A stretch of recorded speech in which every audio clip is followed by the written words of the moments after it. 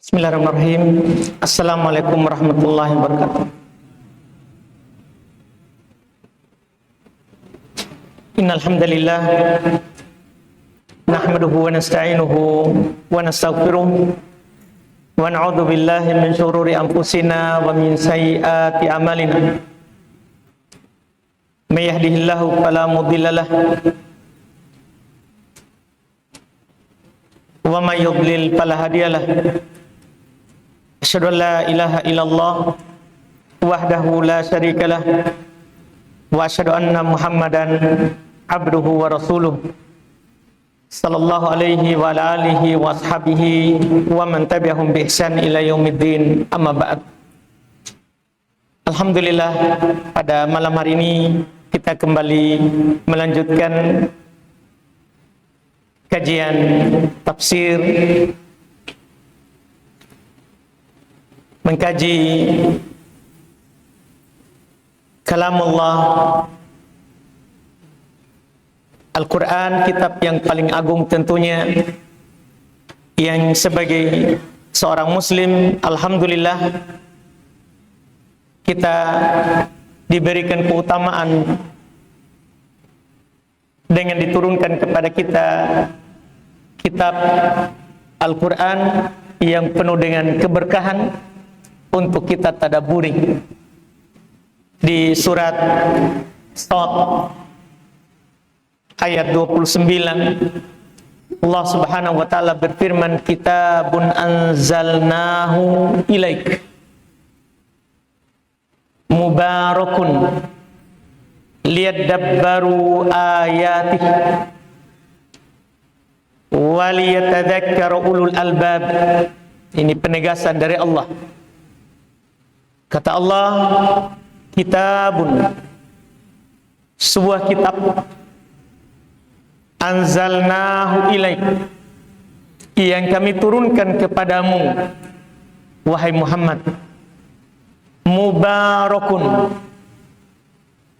yang penuh dengan keberkahan, penuh dengan kebaikan. Hanya membacanya kita sudah mendapatkan satu pahala yang dilipatkan menjadi 10. Itu hanya baca satu huruf. Itu diantara keberkahannya. Kata Nabi SAW, man qara'a harfan min kitabillah falahu bihi hasanatun wal hasanatu bi asyri amsalihha. Siapa yang membaca satu huruf dari kitabullah, maka untuknya dengan sebab satu huruf itu satu kebaikan, dan satu kebaikan itu akan dilipatkan menjadi 10 kali lipat. Jadi setiap huruf kita akan mendapatkan 10. Ini namanya keberkahan. Karena pengertian keberkahan adalah an-nama wa ziyadah, yang tumbuh kebaikannya dan bertambah. Ini kita baru membaca, dia sudah memberikan berkah kepada kita. Makanya kata Allah, mubarakun. Belum lagi kalau kita mempelajarinya. Itu tadi baru baca. Ketika kita baca, kemudian kita mempelajarinya atau mengajarkannya, maka kita akan menjadi manusia terbaik. Nabi kita yang tegaskan dalam hadits riwayat Imam Al-Bukhari, khairukum man ta'allamal Qur'ana wa 'allamah. Orang yang paling baik di antara kalian adalah orang yang mempelajari Quran dan yang mengajarkannya. Dikedepankan yang mempelajari, karena semua bisa mempelajari. Kemudian setelah itu dan mengajarkannya diakhirkan. Itu urutan kedua, pengajar itu kedua. Karena tidak semua orang bisa mengajar, tapi semua kita bisa belajar. bisa duduk mendengarkan. Ini keberkahannya. Kitabun anzalnahu ilaika mubarakun. Kitab, kata Allah, yang kami turunkan kepadamu wahai Muhammad, mubarak, yang penuh dengan keberkahan. Membacanya mendapatkan 10 kebaikan. Mempelajarinya atau mengajarkannya, kita akan dijadikan sebagai golongan manusia terbaik. Setelahnya Allah katakan, liyadabbaru ayatih. Ini Quran diturunkan yang penuh dengan keberkahan ini, itu supaya mereka mentadabburi ayat-ayatnya. Jadi bukan Quran ini diturunkan hanya sekedar untuk dibaca, bukan sekedar untuk dipelajari, tapi setelah belajar kita mentadabburi. Kita dianjurkan untuk sama-sama berkumpul untuk mempelajarinya, dan kita akan mendapatkan keutamaan kalau kita berkumpul untuk belajar Quran. Kata Nabi sallallahu alaihi wasallam dalam hadis riwayat Imam Muslim dari Abu Hurairah, juga riwayat Imam Ahmad tapi dari sahabat Abu Darda. Kata Nabi sallallahu alaihi wasallam, majtama'a qaumun fi baitin min buyutillah yatluna kitaballahi wa yatadarasunahu bainahum. Tidaklah sekelompok orang, kaum itu 3 ke atas, itu disebut kaum. Tidaklah sekelompok orang berkumpul dalam rumah Allah seperti kita ini. Mereka membaca kitabullah dan tadarus. Ada saling, ada yang baca, ada yang dengar. Tidaklah mereka melakukan itu, illa nazalat alaihimus sakinah. Ini keberkahan namanya, keberkahan Quran. Kecuali akan turun kepada mereka as-sakinah, ketenangan. Ini keberkahan mempelajari Quran, membuat majelis tafsir. Illa nazalat alaihimus sakinah, kecuali pasti akan turun kepada mereka ketenangan. Di hadits lain kata Nabi, la yusqa, tidak akan merugi mereka dan tidak akan dirugikan majelis, karena turun kepada mereka sakinah, ketenangan turun dari langit. Wa hafathumul malaika, mereka akan dinaungi oleh malaikat. Wa ghasyiyatuhumur rahmah, dan mereka akan diliputi oleh rahmat Allah. Wa dzakarahumullahu fi man indah, dan Allah Subhanahu wa taala akan menyebut mereka di sisinya. Kita duduk di bumi, tapi Allah akan menyebut kita di langit. Ini keberkahan Quran. Inilah yang dikatakan tadi, kami turunkan kepadamu wahai Muhammad sebuah kitab mubarak yang penuh dengan keberkahan. Untuk apa? Liyadabbaru ayati, agar supaya mereka mentadabburi ayat-ayatnya. Waliyatadzakkaru ulul albab, dan agar supaya orang-orang yang memiliki hati mengingat. Karena Quran ini hanya akan bermanfaat untuk orang yang punya hati. Orang yang tidak punya hati, tidak ada manfaatnya Quran kepadanya. Allah Subhanahu wa taala telah tegaskan di ayat yang lain di surat Al-Anfal ayat 2. Innamal mu'minuna alladzina idza dzukirallahu wajilat qulubuhum wa idza tuliyat 'alaihim ayatuhu zadatuhum imana. Sungguh orang-orang yang beriman itu apabila mereka diingatkan tentang Allah, gemetar hatinya. Dan apabila dibacakan kepada mereka ayat-ayat Allah, bertambah keimanan. Ini orang beriman, pakai kata innama, hanya orang yang beriman yang seperti itu. Bertambah keimanan ketika dibacakan kepada mereka ayat-ayat Allah. Kenapa bisa? Karena Quran ini adalah nasihat yang mendalam dari Rabb kita. Dia adalah syifaa'un lima fis sudur, penyembuh, obat untuk hati kita.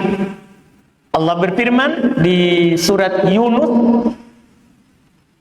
ayat 57, ya ayuhan nas qad ja'atkum mau'izatun min rabbikum wa syifaa'un lima fis sudur.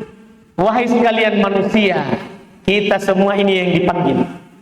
Wahai sekalian manusia, qad ja'atkum mau'izatun min rabbikum, telah datang kepada kalian mau'izah, nasihat yang mendalam dari Rabb kalian. Sudah ada di tengah kita. Itu nasihat yang mendalam dari Rabb kalian. Wasyifaa'un lima fis sudur, dan obat terhadap apa yang ada dalam dada kita. Obatnya hati, Quran.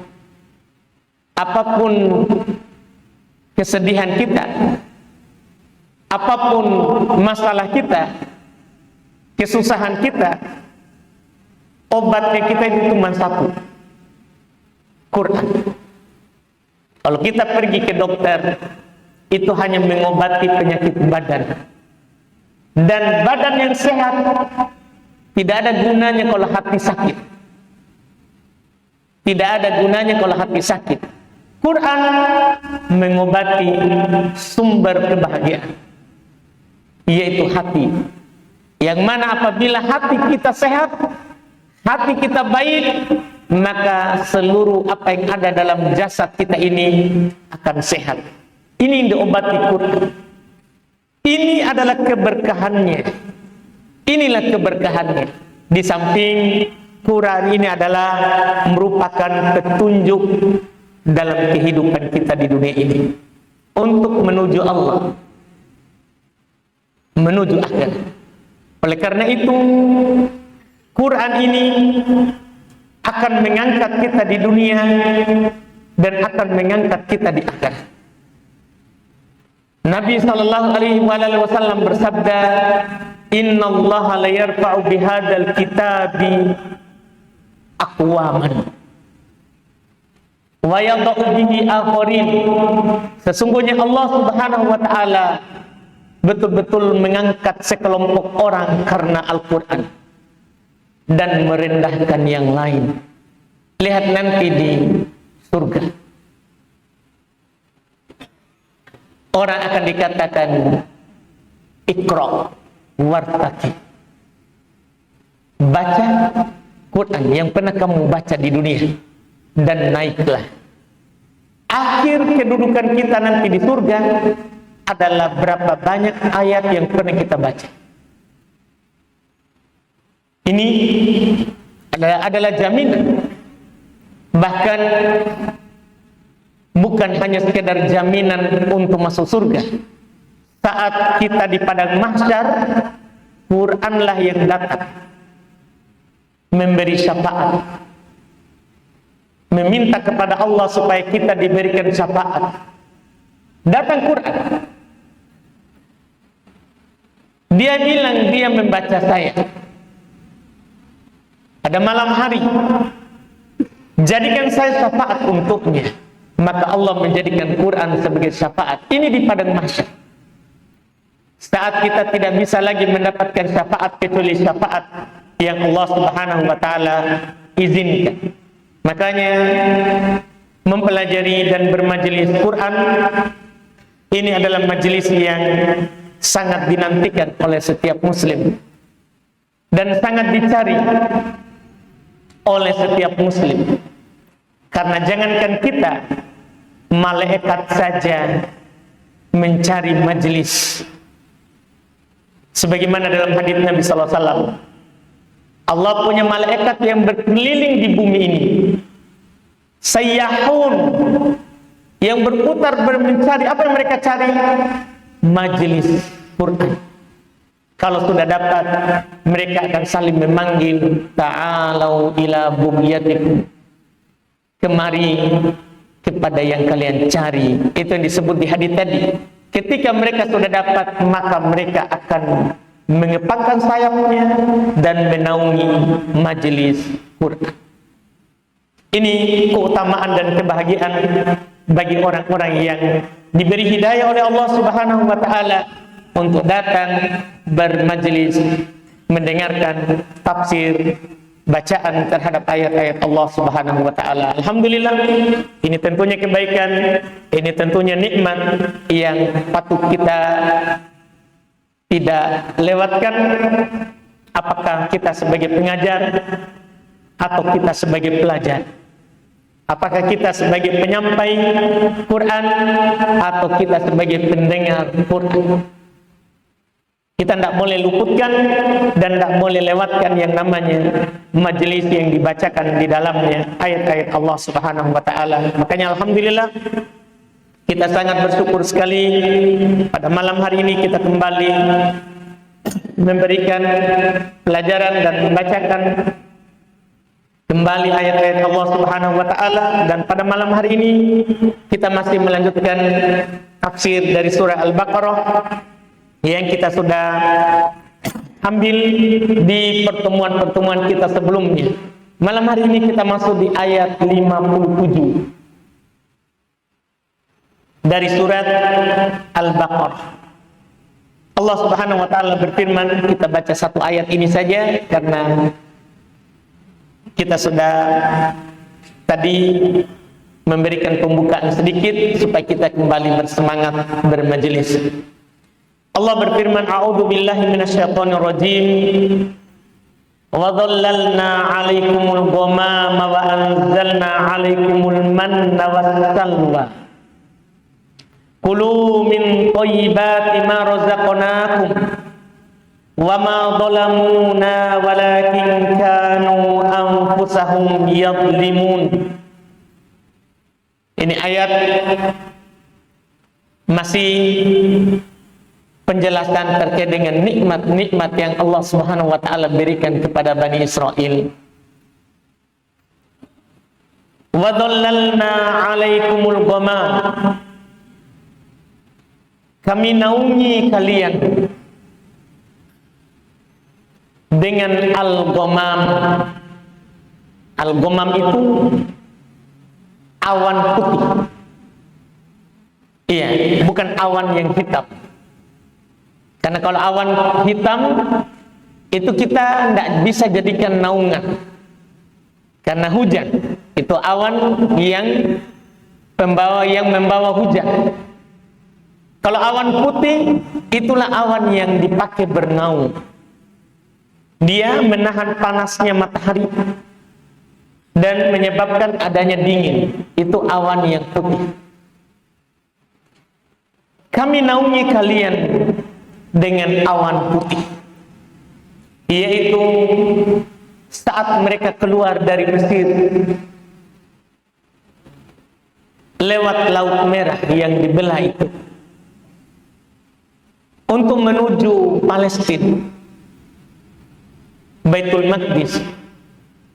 Itu padang Sahara, tandus, bahkan disebutkan karena daerah ini juga pernah dilewati oleh Khalid bin Walid saat belum melakukan penaklukan terhadap daerah Mesir. Cuma di daerah Palestina terjadi peperangan tentunya melawan kafir Yahudi dan membutuhkan bantuan di sana. Itu memang kalau dilewati tanah itu susah, tidak ada air, tidak ada sumber airnya. Orang kalau salah perhitungan dalam melewatinya bisa mati di tengah jalan. Iya, tapi waktu itu Khalid bin Walid tetap menempuhnya untuk membantu cepat kaum muslimin di daerah Palestina. Dan belum disalahkan oleh Umar bin Khattab karena itu bisa membunuh pasukan. Karena salah perhitungan sedikit bisa membunuh pasukan yang ikut dengannya. Cuman alhamdulillah mereka tentunya berhasil melewati. Dan di sini Allah sebutkan pertolongan Allah terhadap Bani Israel. Di tempat yang seperti itu Allah Subhanahu wa taala naungi mereka dengan al-ghamam, awan putih, sehingga mereka tidak merasakan panas. Ini nih. Iya. Matahari nikmat. Tetapi kalau matahari terus, itu menjadi nikmah. Itu menjadi siksaan. Dengan adanya awan yang menaungi kita, itu nikmat. Inilah yang diingatkan oleh Allah Subhanahu wa taala kepada Bani Israel. Wa anzalna 'alaikumul manna wassalwa. Di tempat yang susah seperti itu cari makan, cari minum, kami turunkan kepada kalian al-man. Banyak pembicaraan di kalangan ulama tafsir apa yang dimasukkan dengan man. Iya, ada yang mengatakan dia adalah minuman yang turun dari langit seperti salju, yang lebih putih daripada susu dan lebih manis daripada madu. Itu turun dari langit untuk mereka. Nah, ini nikmat. Wassalwa, dan diberikan kepada mereka di tempat yang seperti itu salwa, burung yang mereka bisa memburunya dan mereka bisa makan di tempat yang seperti itu. Nikmat. Diberikan naungan dari langit, diberikan minuman dan makanan. Kulu min thayyibati ma razaqnakum. Makanlah dari hal-hal yang baik dari apa yang kami rezekikan kepada kalian. Ini anjuran untuk Bani Israel dan anjuran kepada kita, bahwa kita diperintahkan untuk memakan makanan yang baik dari yang Allah Subhanahu wa taala rezekikan kepada kita. Tidak boleh kita memakan makanan yang khabith, makanan yang tidak baik. Dan makanan yang tidak baik itu adalah makanan yang diharamkan kepada kita untuk makan. Apakah diharamkan zatnya atau diharamkan karena usahanya? Zatnya sebenarnya halal, tapi usahanya yang tidak baik sehingga jadi haram. Itu disebut makanan yang khabith. Yang diharamkan zatnya, itulah yang difirmankan oleh Allah Subhanahu wa taala di surat Al-An'am 145. Itu memang zatnya haram. Itu dibilang khabith. Allah berfirman, "Qul la ajidu ma uhiya ilayya muharraman ala ta'imin yata'amu illa ayyakuna maitah aw daman masbuhan aw lahma khinzir." Katakan wahai Muhammad, saya tidak mendapati pada apa yang diwahyukan kepadaku sesuatu yang diharamkan atas makanan yang dimakan, kecuali itu berupa maitah, bangkai. Semua sembelihan yang disembelih tidak di atas nama Allah, itu disebut bangkai. Atau yang mati karena tidak disembelih, itu disebut bangkai. Ini khabith. Ini haram zatnya, tidak boleh kita makan. Audaman masbuhan, atau darah yang mengalir. Ketika kita potong sapi atau kambing, darah yang keluar mengalir itu khabith. Itu makanan yang tidak baik, tidak boleh kita makan. Tidak boleh kita makan. Haram zatnya. Aw lahma khinzir, atau daging babi. Ini haram kita makan. Ini haram zatnya. Ini disebut makanan yang khabith. Ini makanan yang tidak thayyib. Ada juga makanan yang haram, khabith, bukan karena zatnya, tapi karena cara dia mendapatkannya. Seperti apa? Kata Nabi SAW dalam hadis Bukhari Muslim, mahrul bagi khabith, upah pezina. Khabith itu makanan yang tidak baik. Iya, makanan yang tidak baik bukan karena upahnya, bukan karena uangnya, tapi karena cara dia mendapatkan. Karena cara dia mendapatkan tidak baik. Juga kata Nabi SAW misalnya, tamanul kalbi khabith, hasil penjualan anjing khabith. Anjing kan haram untuk kita makan. Harganya haram. Karena Allah kalau mengharamkan sesuatu, haram harganya. Itu khabith karena apa? Karena caranya mendapatkan. Itu juga diharamkan untuk kita makan. Terus apa yang kita diperintahkan untuk makan? Thayyibat. Perkara-perkara yang thayyib, dan itu banyak. Karena yang diharamkan itu sedikit. Halal lebih banyak daripada haram di Muslim. Kita di Muslim lebih banyak yang halal daripada yang haram. Daripada yang haram. Dan kita diperintahkan untuk memakan dari yang halal.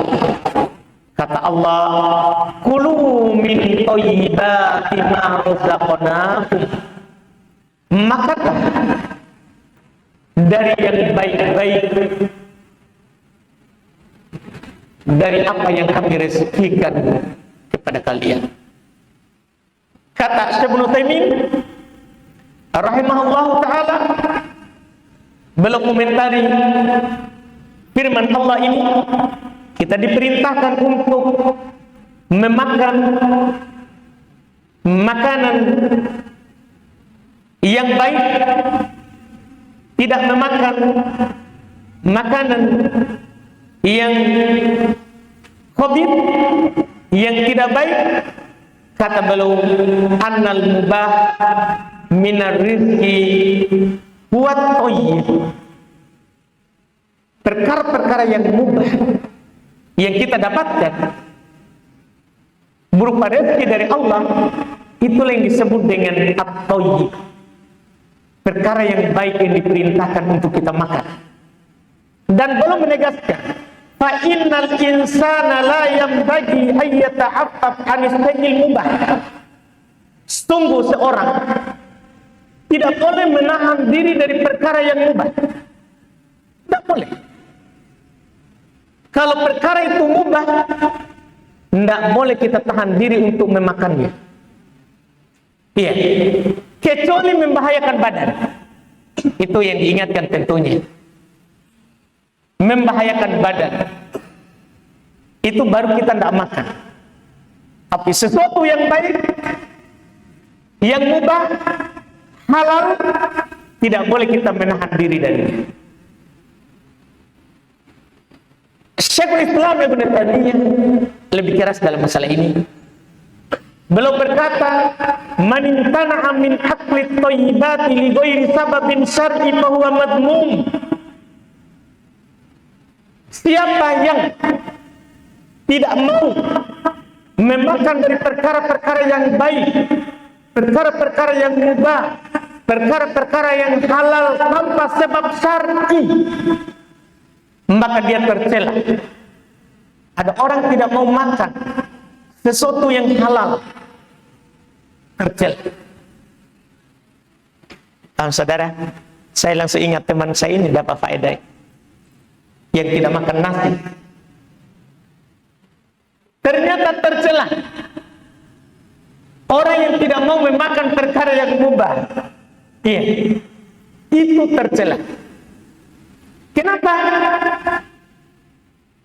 Karena ini rezeki Allah. Itu dari alasannya. Kulu min thayyibati min ma razaqnakum. Makanlah, kita diperintah. Makanlah dari yang baik, yang halal, yang kami rezekikan kepada kalian. Diperintahkan untuk makan yang baik. Makanya kalau kita mendapat nikmat berupa rezeki, tercela kalau kita tidak pakai, tercela kalau kita tidak gunakan. Bahkan sebaliknya, Allah suka melihat kalau kita gunakan itu nikmat yang Allah berikan kepada kita.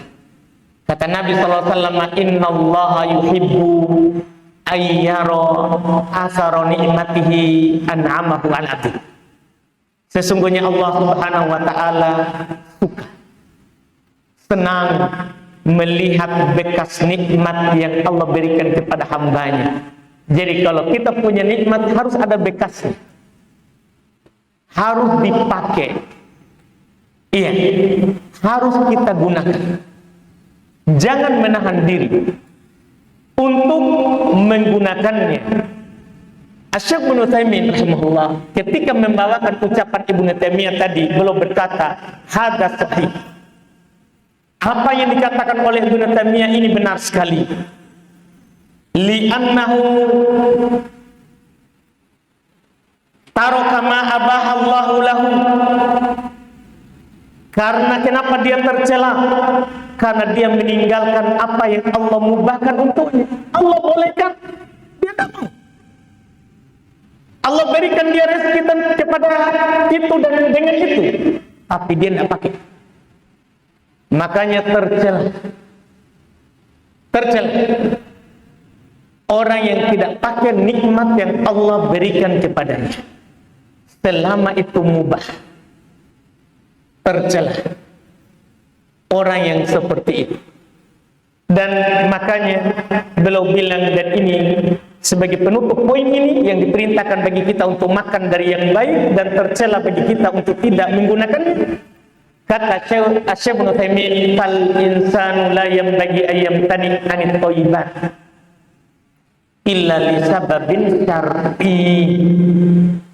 Seorang itu tidak sepantasnya untuk menahan dirinya dari hal-hal yang baik, yang halal, yang mubah, karena kecuali memang ada sebab syar'i. Ada sebab syar'i. Misalnya, karena Syekh Ibnu Taimiyah ini ulama sekarang, beliau contohkan daging baik. Cuma ada seorang dikatakan oleh dokter, kita tidak boleh bisa lagi makan daging. Itu sebab syar'i. Dia tidak makan karena ada sebab. Adapun tidak ada keterangan dokter makan karena batang kecil misalnya. Tidak ada gitu. Tidak ada keterangan dokter bahwa kita dilarang makan. Itu tercela kalau kita tidak makan. Tercela kalau kita tidak makan. Terus kata Allah, wa ma dhalamuna. Ketika kita tidak memakan makanan yang baik, yang mubah, kata Allah, wa ma dhalamuna. Mereka tidak mendolimi kami. Kan Allah telah beri rezeki. Kita yang menahan diri kita. Kita tidak mendolimi Allah. Walakin kanu anfusahum yadlimun. Akan tetapi diri mereka lah yang mendolimi dirinya sendiri. Dia yang menahan dirinya dari yang halal, dia yang menahan dirinya dari hal-hal yang mubah, maka dia tidak mendolimi Allah. Yang mereka dolimi adalah dirinya sendiri. Ada orang diberikan kelapangan, tapi tidak hidup lapang, hanya mendolimi dirinya sendiri. Iya, padahal Allah memubahkan baginya untuk punya rumah yang luas, kendaraan yang bagus. Allah memubahkan baginya untuk memilih tetangga yang baik. Allah memubahkan baginya untuk memilih istri yang solehah. Allah mubahkan, tapi dia tahan dirinya. Dia bisa bangun rumah luas, tapi dia kontrakan. Dia hidup di rumah sempit, tercela karena tidak menggunakan yang mubah. Dia bisa beli kendaraan yang bagus, bisa beli mobil, dia hanya beli motor. dia tidak pakai nikmat. Tercela karena kita dimubahkan untuk mencari al-markabul hani, kendaraan yang nyaman. Kalau kita dikasih nikmat itu harus kita pakai. Tercela kalau kita tidak pakai. Iya, tercela kalau kita tidak pakai. Demikian pula hal-hal yang lain. Hal-hal yang lain. Intinya kalau kita tidak gunakan, Allah tidak menzalimi kita. Dan kita juga tidak menzalimi Allah, tapi kita menzalimi diri kita sendiri. Yang rugi kita juga. Ini ayat 57. Mohon maaf saudara tadi, jangan tersinggung ya. Karena beliau yang paling saya tahu yang tidak mau makan nasi. Alhamdulillah, padahal halal. Mubah saudara ya. Pulang ini makan nasi ya. Alhamdulillah. Baik, kita cukupkan dulu. Masuk waktu Pak? Masuk? Kita azan dulu baru kita masuk ditanya. Seperti kebiasaan sebelumnya, kita sambil menunggu waktu qomat, boleh kita bertanya. Silakan Pak. Baik, kalau Bapak ini bertanya saya takut. Biasa pertanyaan Bapak sulit-sulit ya. Tunggu sedikit.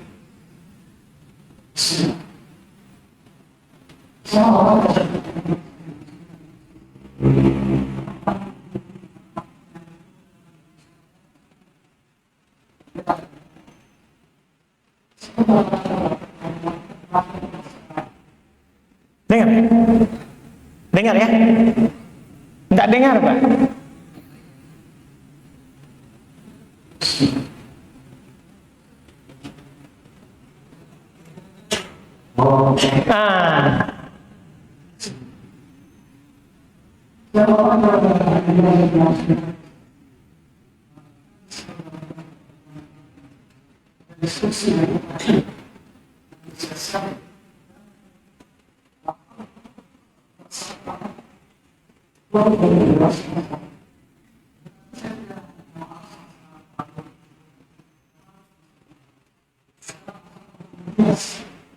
Masalah?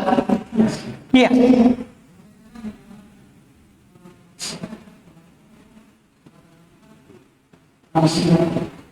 Menyamakan orang soleh dengan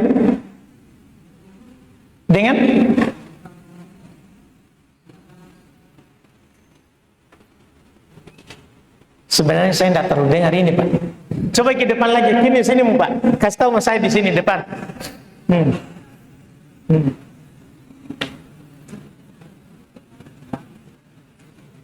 Ya, kalau sini jangan pakai mic.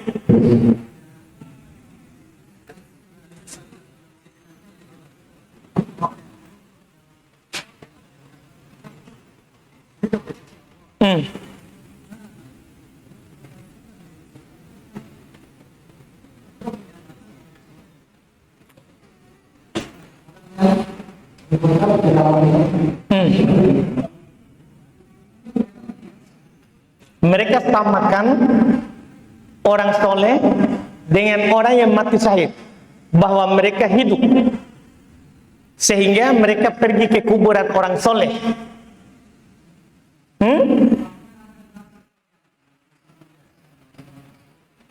Baik Pak, baik dipahami.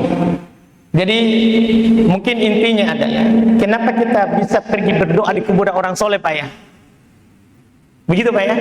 Kita pergi meminta ke sana atau gimana?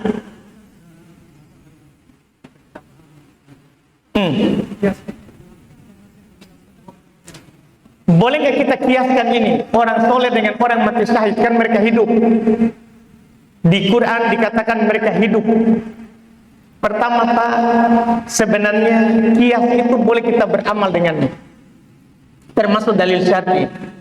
Jadi kita itu boleh berdalil dengan yang dalil yang disepakati, Quran, hadis, kias, ijma, kesepakatan ulama, dan kias. Tapi kias ini boleh kita beramal dengannya jika sama. antara yang kita mau ikutkan ini dengan asal. Sekarang, yang Allah nyatakan hidup diberi rezeki itu orang yang mati syahid, tapi mereka diberi rezeki dan hidup di alam barzakh. Dikiaskan orang soleh bahwa mereka juga akan hidup di alam barzakh, sehingga kita bisa berdoa meminta kepadanya, begitu Pak ya. Itu namanya kias ma'al tarik, Pak. Kiasnya tidak sama. Karena kenapa? Beda alam. Boleh kita meminta bantuan kepada orang soleh pada perkara yang dia mampu saat dia hidup. Seperti para sahabat. Saat Nabi hidup, dia datang kepada Nabi, ya Rasulullah, ini paceklik, hujan tidak pernah turun. Berdoalah kepada Allah supaya hujan turun. Nabi waktu itu masih hidup.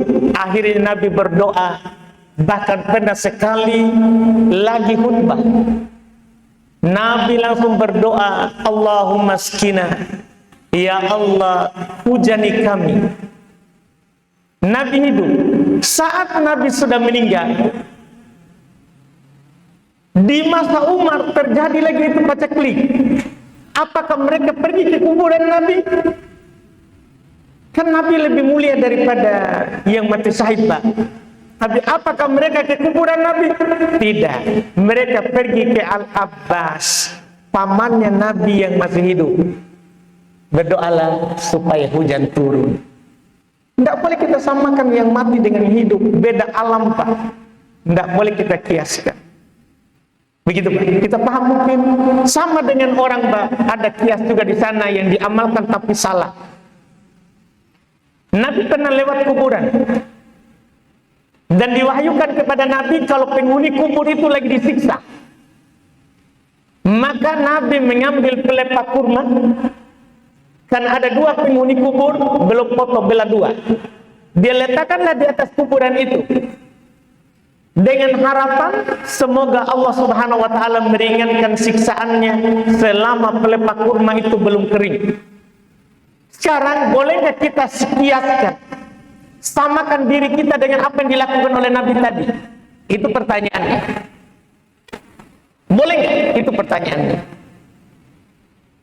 Boleh kalau kita sama dengan Nabi. Karena syarat kias harus sama. Kita tahu nggak di bawah kubur lagi disiksa? Siapa tahu dia dapat nikmat? Kita pergi tabur bunga. Kan salah. Terus kita tahu nggak? Itu kan Nabi tahu karena wahyu. Kita dapat wahyu. Berarti kita beda. Tidak boleh kita mengikuti itu. Kita pergi juga, ambil pelepah kurma, bawa bunga, taruh di atas kuburan, dengan harapan supaya ringan siksaannya. Jadi kita tahu bapak tak lagi disiksa, ibu tak lagi disiksa. Seharusnya kita disuruh berdoa supaya diampuni, supaya diringankan siksaannya, dilapangkan kuburannya. Itu yang diajarkan. Nabi tidak pernah anjurkan kepada para sahabat untuk bawa bunga taruh. Nah, ini namanya kias yang salah, Pak. Kiasnya tidak benar. Ya? Tidak boleh. Iya, salah kiasnya, Pak. Salah, Pak. Itu mungkin, Pak. Semoga kita paham ini. Karena saya tidak paham, kita tanya apa. Iya. Ada, ya? Tentang zakat harta. Oh, ringan ini, ringan.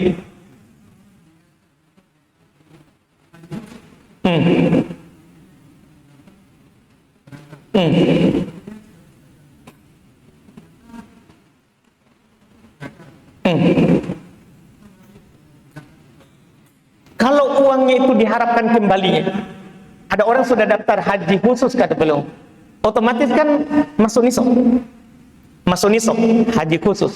Dia sudah daftar, dia sudah kasih uangnya ke sana, tapi uangnya berangkatnya gagal.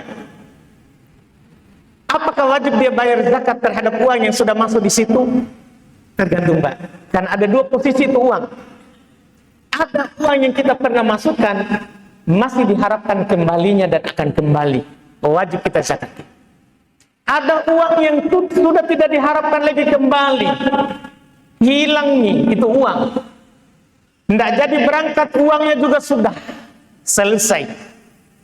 Sudah jadi, mohon maaf, jadi tai. Sudah dimakan nih untungnya, karena pasti berangkat. Hanya sudah belanja nih orangnya. Iya, sudah habis uangnya. Tidak jadi berangkat, mau diminta uangnya tidak ada. Dan tidak diharapkan kembalinya lagi. Tidak wajib zakat. Tidak wajib zakat, hangus itu uang itu.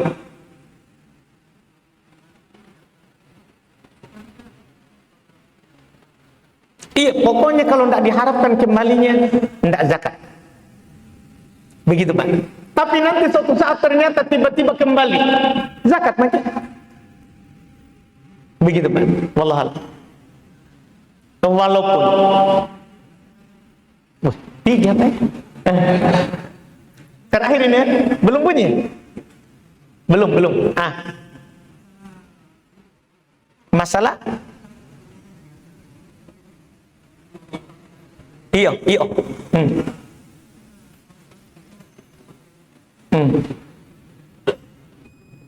Baik bunyi nih Pak. Iya. Alhamdulillah Pak, saya selamat dari pertanyaan itu. Alhamdulillah kita cukupkan. Mohon maaf atas kekurangan. Subhanallah, hamdika, asyhadu an la ilaha illa anta, astaghfiruka wa atubu ilaik. Assalamualaikum warahmatullahi wabarakatuh.